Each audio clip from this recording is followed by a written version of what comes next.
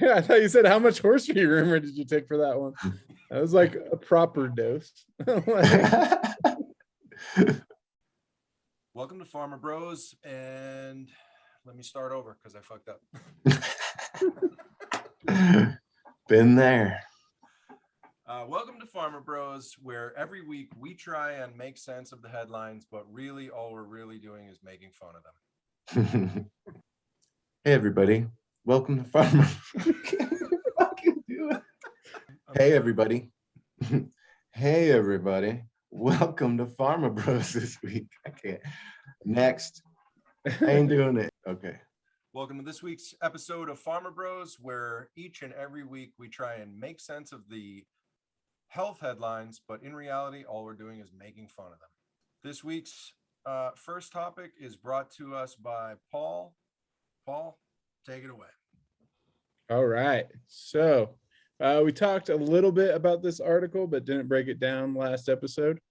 It's coming out of WebMD, and it is early trials are underway to test medicinal mushrooms and Chinese herbs to treat COVID-19 patients with mild to moderate symptoms.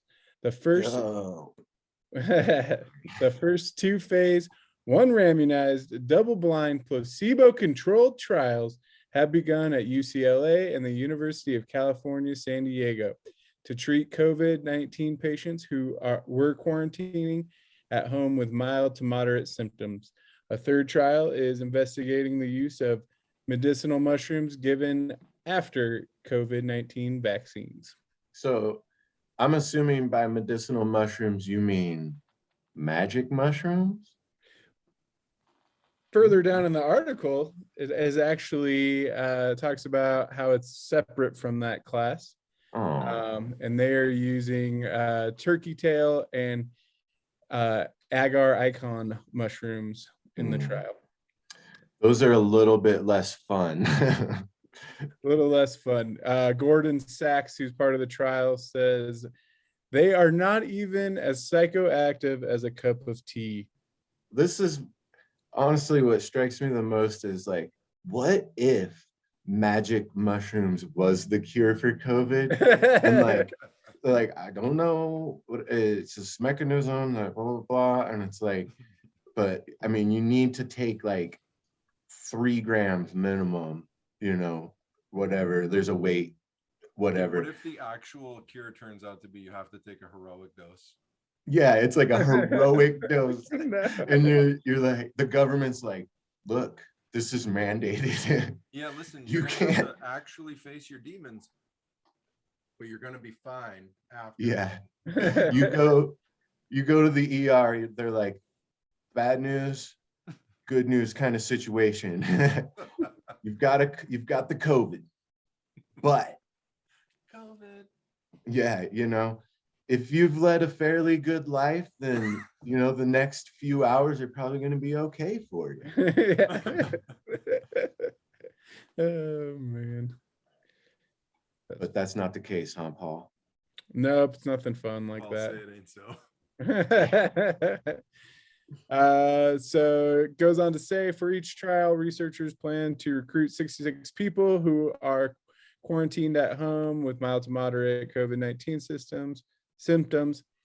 Participants will randomly be assigned either receive the mushroom combination, the Chinese herbs, or a placebo for 2 weeks, according to the JAMA paper. Ew, the Chinese herbs? Yeah. Little herb. Listen. Officer, this is oregano. Yeah. So you're saying this study's out of China? No. You're going downtown. They're just trying some Chinese herbs. Oh, okay. Where is this study out of? Do you know? Oh, you get one guess. The answer was in the podcast. It was at UCLA and San Diego. So the United States. Yeah, it's in the US. So it's out of LA, so we'll see. So it goes on to the looking promising, but their main concern is the reaction of causing like too much of a reaction. So it goes into Dr. Craig Hopp, Deputy Director of the Division of Extramural Research in the National Center of Complementary and Integrative Health, told JAMA in an interview that he was mildly concerned about using mushrooms to treat people with an active coronavirus infection. We know that a cytokine storm poses the greatest risk of COVID mortality, not the virus itself, Hopp said. The danger is that an immune stimulating agent like mushrooms might supercharge the individual's immune response, leading to a cytokine storm. So basically, they're just worried that it'll send your But it works too good. overdrive, and that's what ends up taking you out. So if this is going to follow the same block and tackle formula as most big pharma situations, they're going to release this because they have a bunch of antidotes for all of the symptoms that are going to occur from the overactive immune system. Like, Yeah. Go ahead, take it. And now it just happens to turn out we have this ensemble of anti-reactive things. It's perfect. And where did you say I could get some of these mushrooms? You can get, they're over the counter. That's the exact words of the article. I highly recommend Paul Stamen's company. I won't name it until they sponsor the show, but Yeah. you know, And they want to pay for an ad read.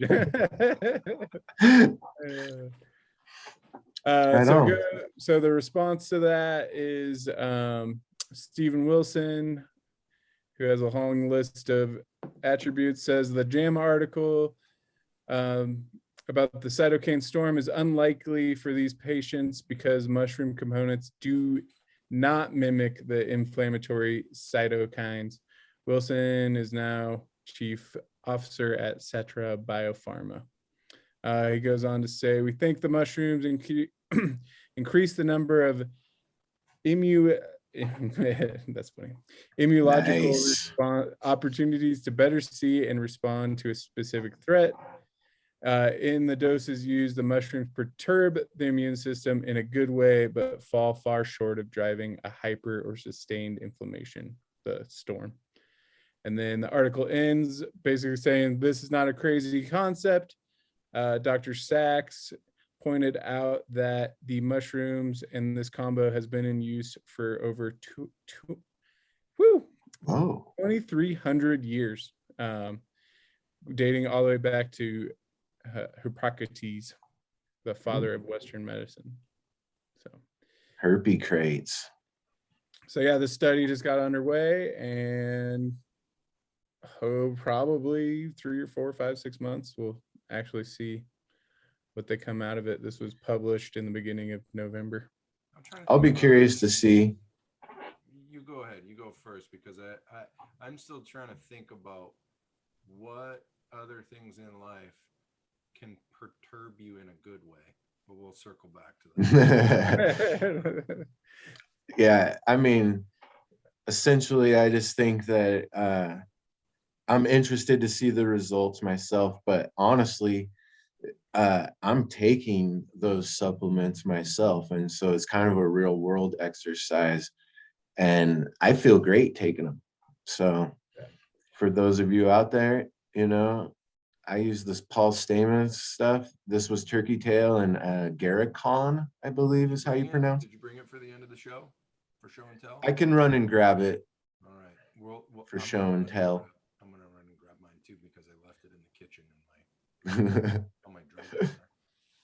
Yeah, I forgot about it. The only other shitty thing that could happen is it has a good response, but the media decides not to push it like they've done with vitamin D and exercise and basically doing things to help your immune system. They don't push that shit at all. So it's like, yeah, so this is just, it could be awesome. And then we'll be like at the family functions, like, you guys need to take these mushrooms. And we're like, okay. Like, yeah, okay. I didn't see that on the news where I saw you can get a free Big Mac with the facts. Yeah. Yeah. I Oh, think you guys somebody did was the giving out Krispy Kreme KFC flavored bucks. shot. Yeah. Yeah, flavored. Yeah, dude. I've seen bars giving out shots for a shot for a shot. You know, it's like, I got the oh, one that if you get the shot, you can actually taste Krispy Kreme for like 2 hours. that's my favorite one. Or heroin. It's kind of a tie. Right on. Well, that's an interesting one there, Paul. Yeah. Good job. Fighting COVID with mushrooms. I wish it was What magic research mushrooms, did you though. do? All right. You want me to go next? Should we paper, rock, scissors? I'll just go. Okay, I'll paper, rock, scissors. Okay. 1, 2, 3. Oh, shit. Well, you win. You can choose. I'll go or you go. You go. Okay. All right. Well, you guys, because you guys are my pharma bros, you probably know that I suffer from migraines, sometimes more than others, and I'm constantly trying to figure out what causes them, what could alleviate them, and what the problem is. And I recently came across an article that this dude, he had migraines for something like, in the article it says, but a long time. And he cured them by essentially going on a plant-based diet and heavy in like leafy greens. And so, and a lot of it was, his diet was just cutting out red meat.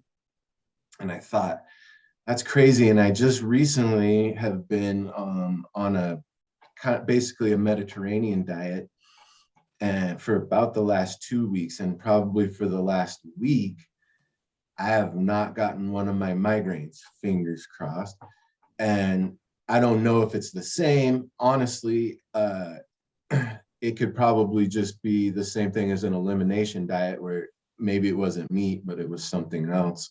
I've cut back on sugar as well. Either way, I thought it was important to highlight that, you know, you can fix a lot of things, not necessarily just with a pill, but maybe with just changing your diet. And so this article was man's severe migraines completely eliminated on a plant-based diet.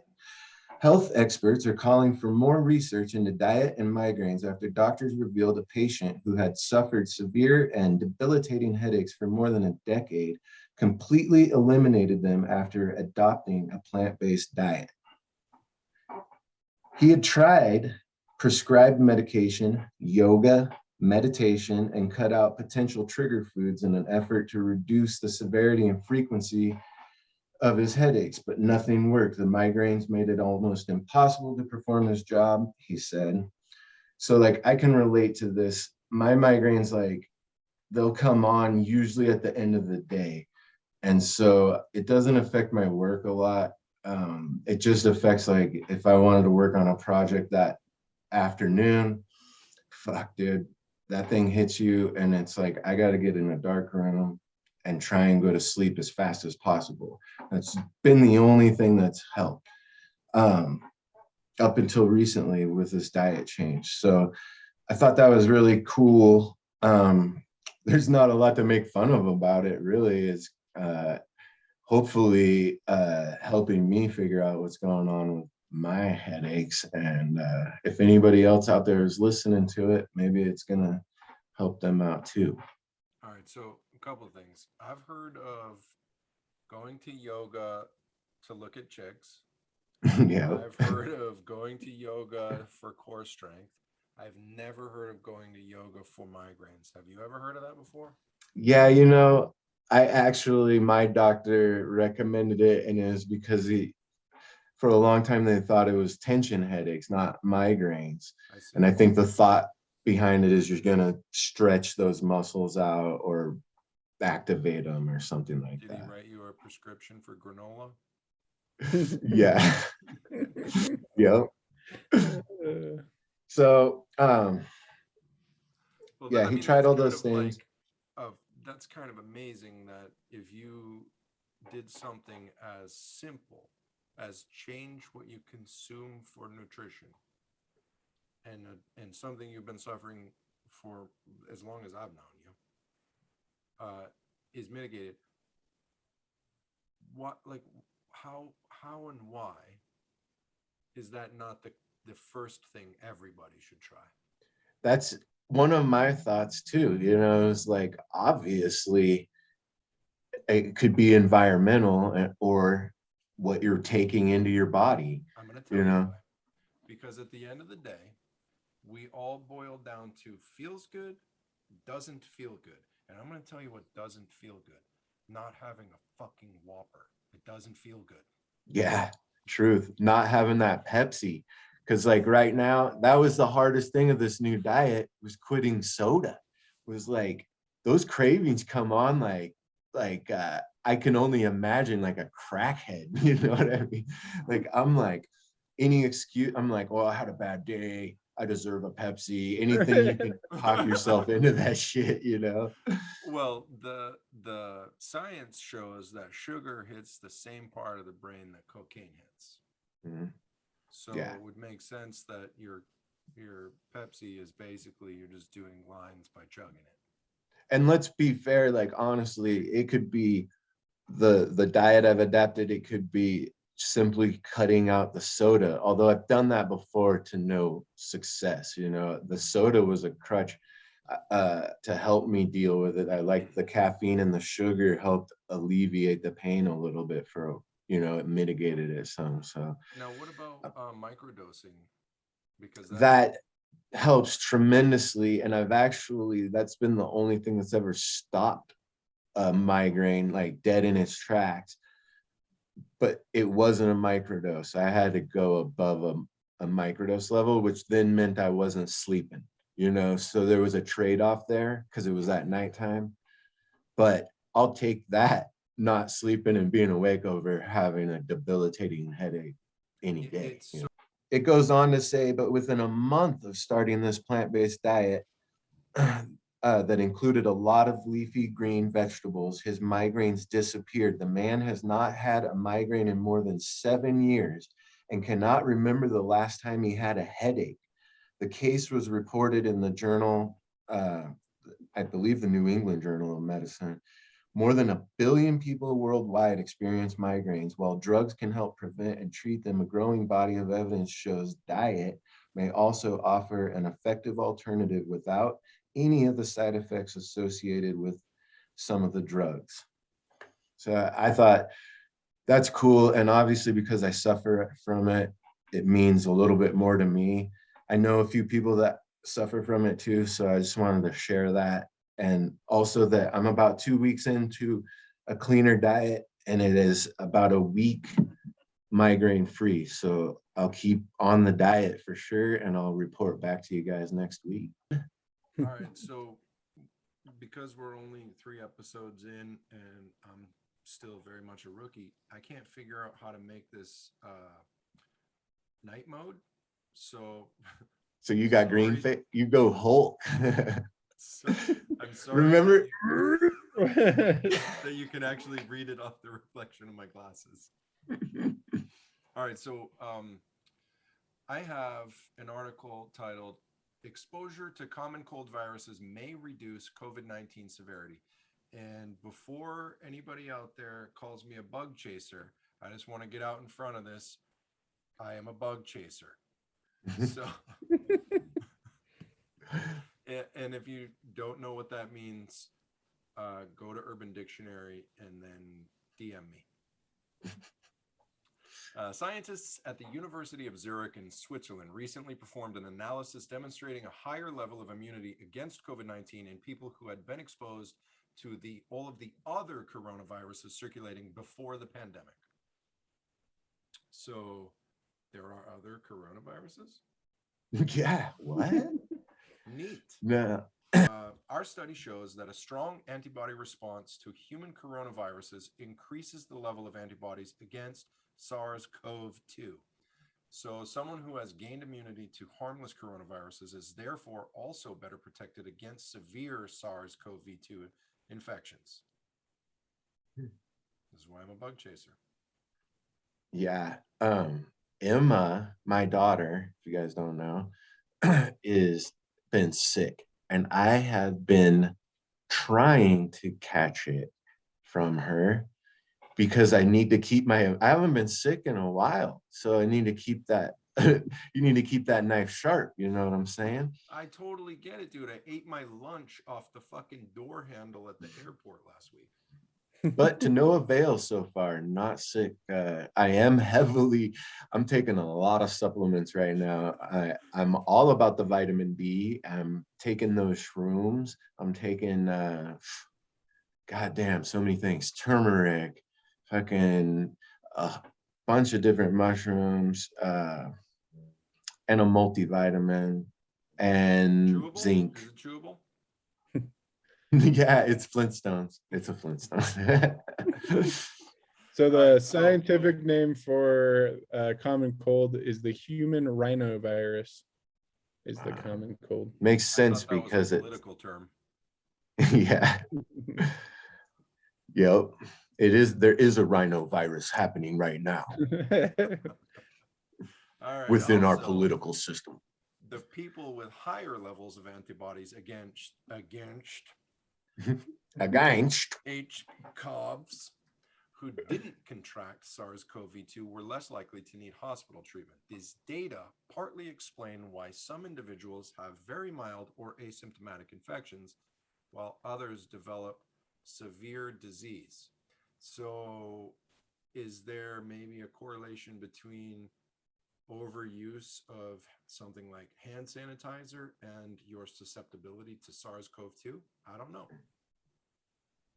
I would say likely, That was but one I of don't know shit. I ain't a doctor.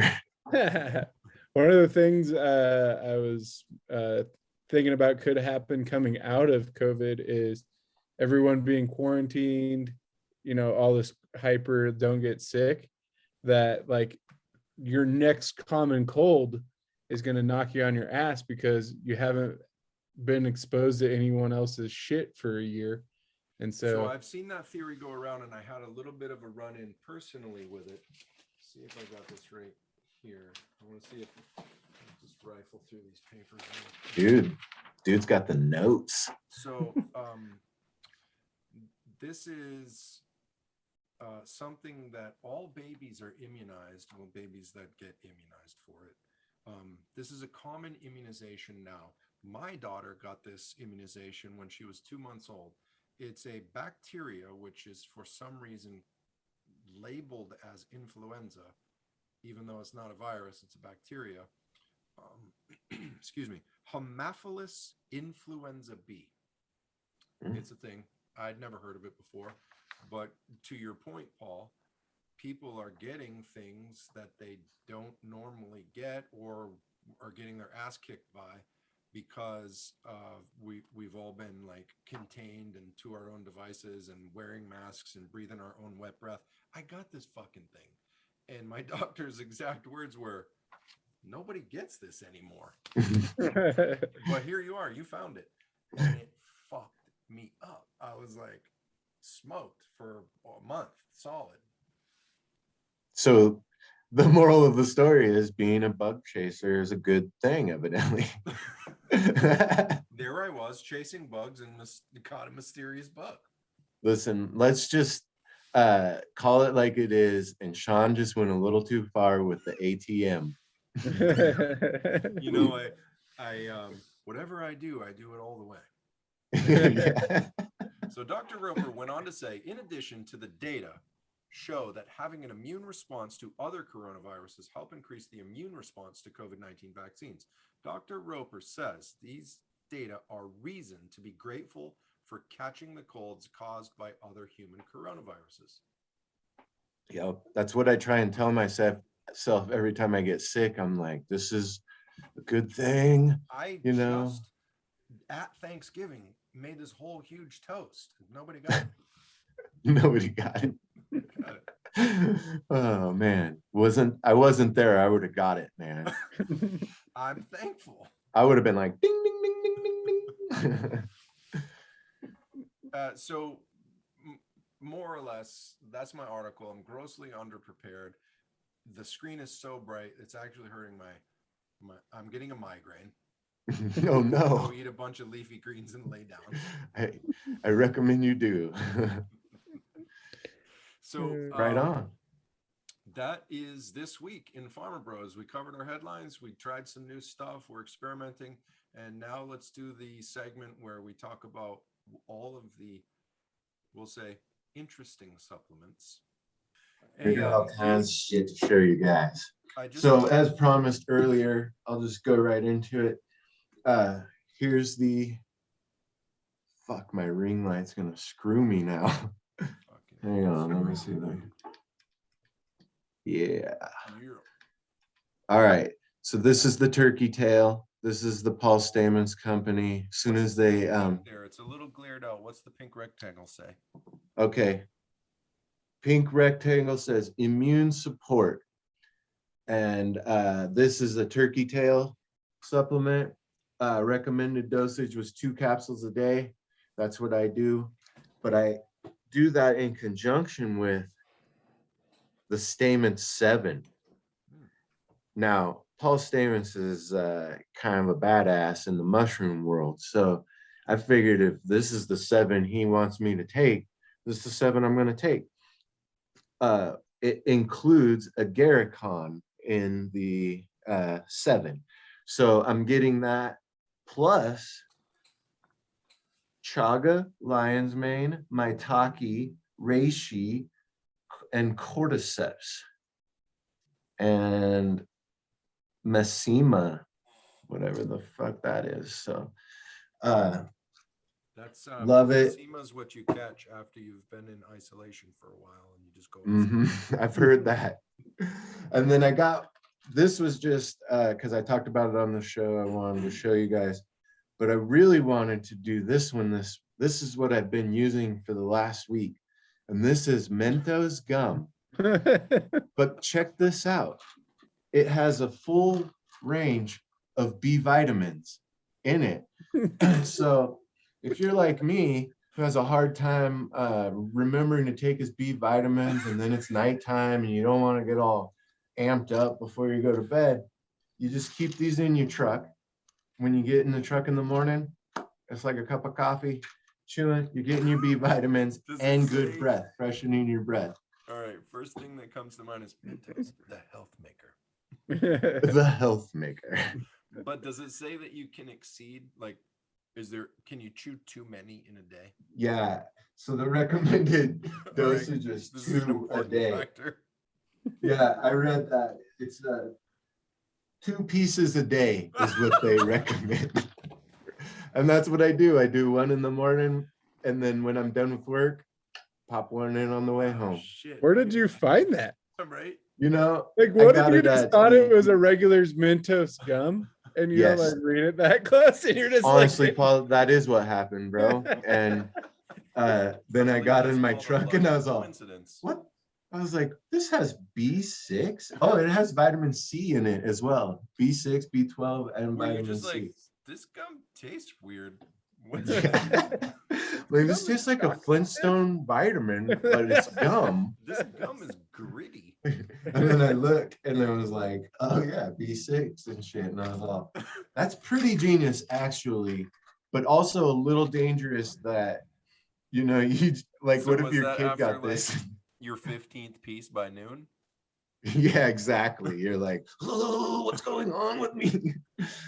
And I like, but we'll keep you from getting scurvy also. So before we wrap, I was thinking, because when, you know, when we're doing show prep, we start sending each other different articles about this or that. And it usually pertains to big pharma and our disdain for them. Like, I think I could go out on a limb here and say, like, if you're a big fan of big pharma, this might not be the show for you per se, but you know, well, maybe you'll. What if they're just LARPing though? What if they're not really, but it's like pretending? Maybe they can get chicks doing it. You know, I'll take it. Maybe I can change their mind, you know. But yeah, I'm just I at Big Pharma for the chicks. but yeah, honestly, not big fans of big pharma. Obviously, there's great things that happen there with pharmaceuticals and amazing drugs that are derived from that. But if you read half the articles I read about what these assholes do all the time, you definitely wouldn't have a very high opinion of them. So again, we probably won't have a lot of stories highlighting big pharma's great attributes, but we will have stories telling you about a lot of horrible things that they do. And it can be a little bit of a downer when we're going back and forth, it's like, Jesus If only Christ. it wasn't so hard to dig up an article about what I people know. shit they are. We have material for years, boys. I don't even put like, you could be like big pharma news, like not bad news. Right. It's just big pharma news. And like within 48 hours, there's like 5 articles of shitty shit they've done and like no good articles. I know. It's definitely disturbing because every once in a while I meet a person who is like wants to sing their praises, but look at all the great things we've accomplished because of this, and it's like on the backs of a lot of dead people, by the way, and nobody went to prison over those things, and they hid those things on purpose and got caught hiding those things they knew were going to kill people. And what did they get? Like, they had to pay some money, but nobody went. The name of their company. Yeah. And so they're not good people by any means, but every once in a while they do make a good thing that does help some people out. And I guess we can give them kudos when that comes along. But I saw in looking for articles for this week, I saw an opinion piece in the Chicago, I think it was Chicago News.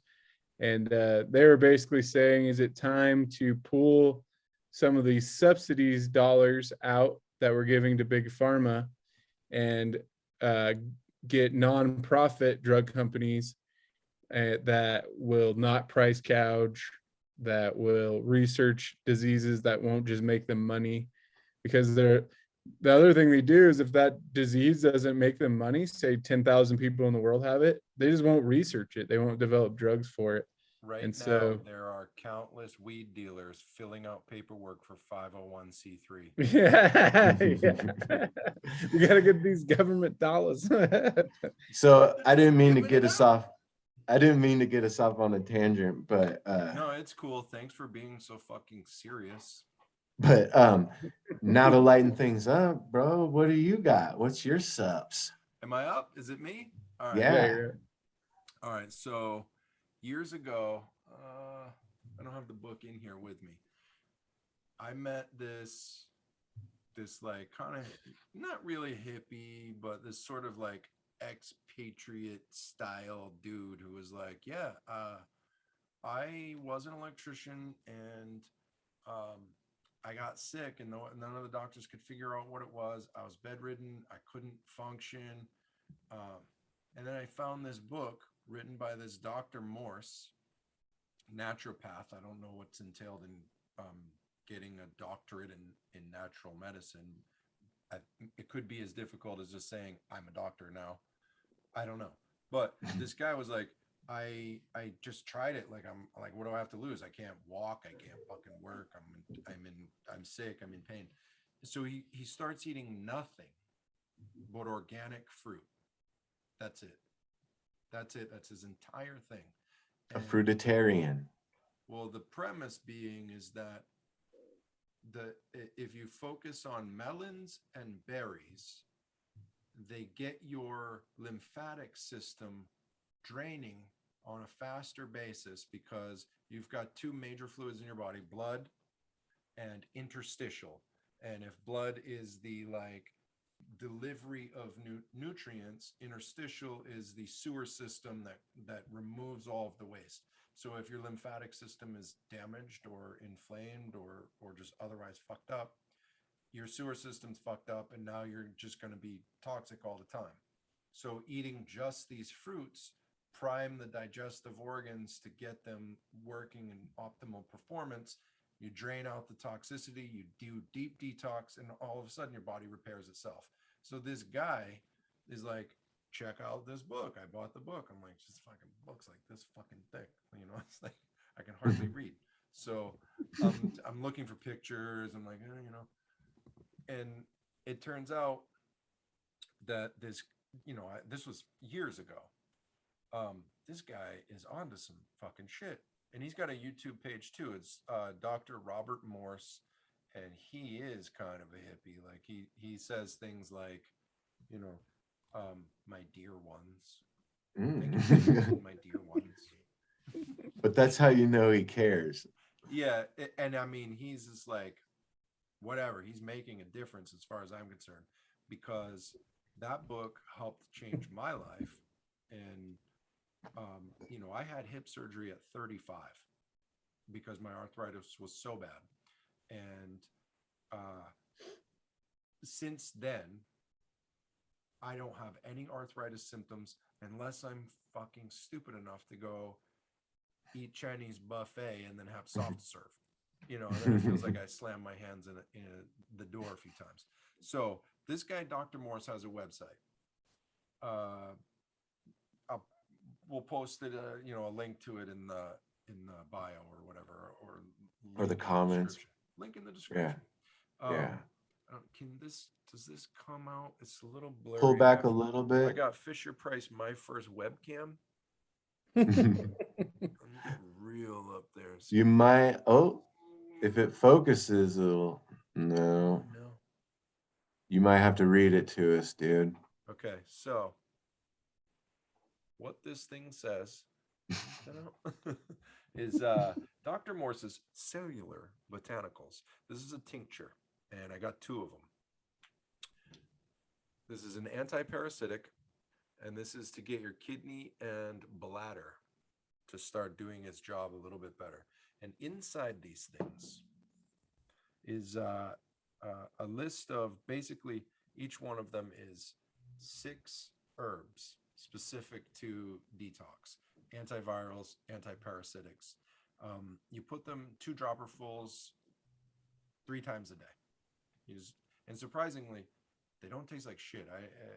You know, I make tinctures that taste like shit. I've bought tinctures that taste like shit. Somehow these don't taste like shit. And to a layman like myself, that means if they don't taste like shit, I must need them because there's some pretty potent shit in these things. So, and you know, I'll without reading them all, just pull up a couple of the ingredients. Black walnut hull, cat's claw bark, barberry root, fennel seed, so on and so on. And these are all specific things that this doctor formulated for this approach. So I'm taking these things, right? And what do you think happens when you get your digestive organs working? You poop. And piss a lot. And piss. So the same thing when you stop your postnasal drip. I'm telling you. So I stop the postnasal drip, I can't shit. I start these things, guess what's back in action? So, your system was so adapted to postnasal drip that you got constipated by hearing your postnasal drip. It wasn't even just constipated, dude. I was like, I've never experienced this before. It was like that big. So oh, that's hilarious. It feels like I did a bunch of sit-ups. Really? But I didn't. And that's interesting. Yeah, I was describing it, and the only way I could describe it was, you know, that sort of soreness when you did like 50 sit-ups? That. So but not like diarrhea? No, it's not even like, it hasn't even been like, oh, I have diarrhea. It's just like, just active. But it's not that crampy feeling? No, like... no. No cramps, no pain, no discomfort, just evidence of its existence. Oh, shit. So, if you want to feel like you did some sit-ups, but you didn't, Check them out.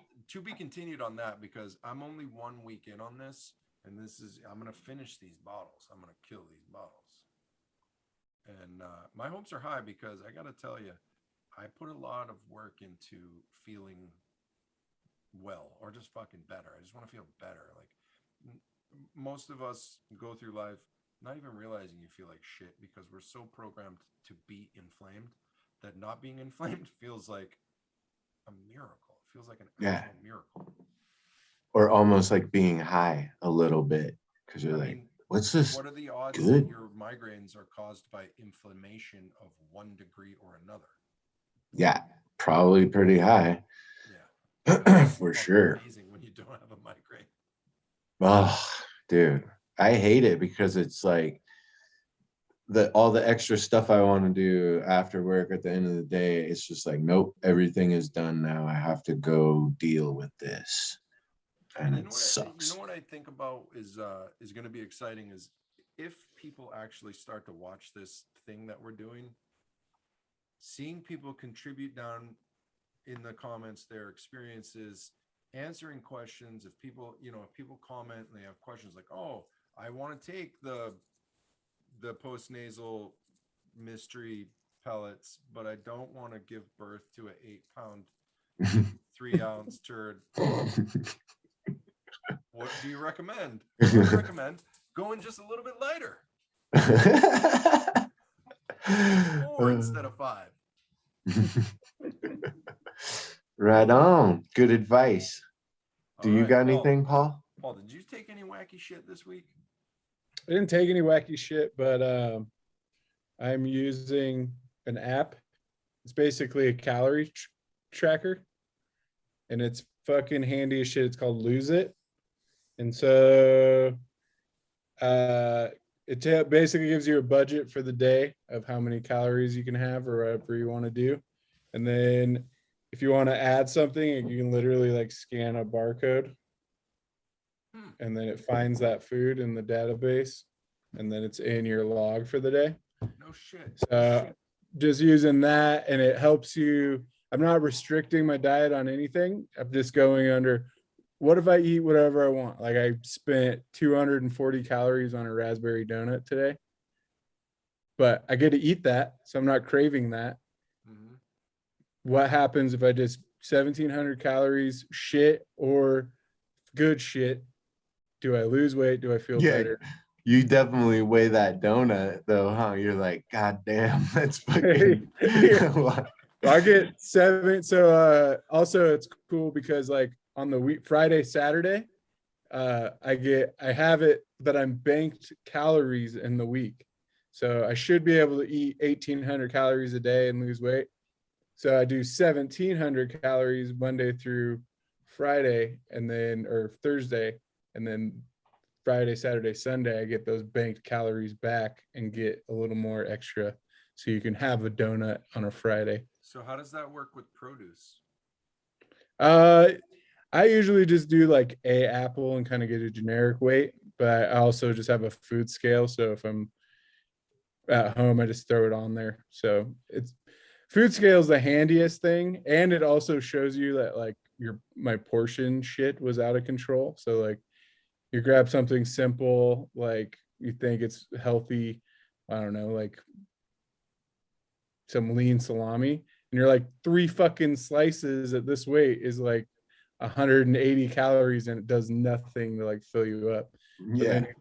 But then you see, then it kind of gets in weird habits where you see like a pile of 100 calories of popcorn is a pretty good pile, but you're like, I'm eating fucking popcorn. So that was kind of like your theory. My thing is like, eat whatever I crave that might be good or bad, and then see if I still have positive. I think that makes sense, especially for weight loss, because it's just like, well, whatever. Then, as you get to your weight, you can start cleaning up your diet, working on that.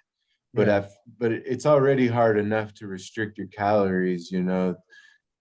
Do that, then once you get to the weight you want, it's like, or as you're getting, you know, start cleaning up your diet, it probably helps you just naturally. You're like, do I want to spend all these calories on a raspberry donut, or would I rather, Yeah, it's you either know? you're like it's a treat, but you do notice when you don't have as much sugar or you wait, like say like I'm into the day and I'm like 100 calories deep at like noon, and then I have that raspberry donut, like you fucking get a buzz. You're like, Yeah, my brain is like, "Boo," like I can almost feel like that insulin. gives me actually a great idea for a future article, because I read an article a long time ago that said that sugar is actually a pain reliever, that it's a drug, and that the tradition of like giving a kid a sucker after they get a shot,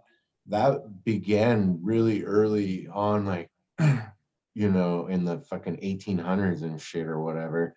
And that was before sugar was so readily available, To and it was a reinforce pain, like, how much it's like cocaine. Cocaine used to be a primary pain reliever. yeah, exactly, same deal. But we eat so much of it that we're numb to it. It's just like an addict, you know. You don't really get high anymore, you just get back to normal. All right, well, I think that was a pretty good one. How long did we go? I don't know. It doesn't say on this thing. We're coming up on Nikki might get home in a second, huh?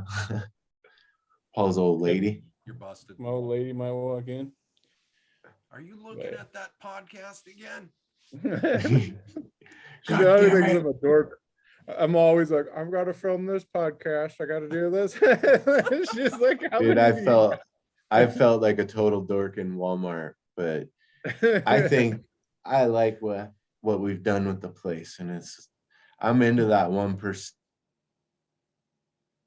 Oh, dude, did better his each phone time die? deal. So what, I lose you guys? You guys froze No, up for you're a back. second. You're back. You froze. Okay. You were Um, just like, I like what we've done with the play. All right. Well, that's a perfect time to wrap it up then. All right, Sean, you this got is a the good one. I best feel like we're intro and getting a little bit outro. better. Yeah, everything a little bit better. That's this week on Farmer Bros. Thanks for joining us. Hope you had fun. We did. So see you next week. See ya.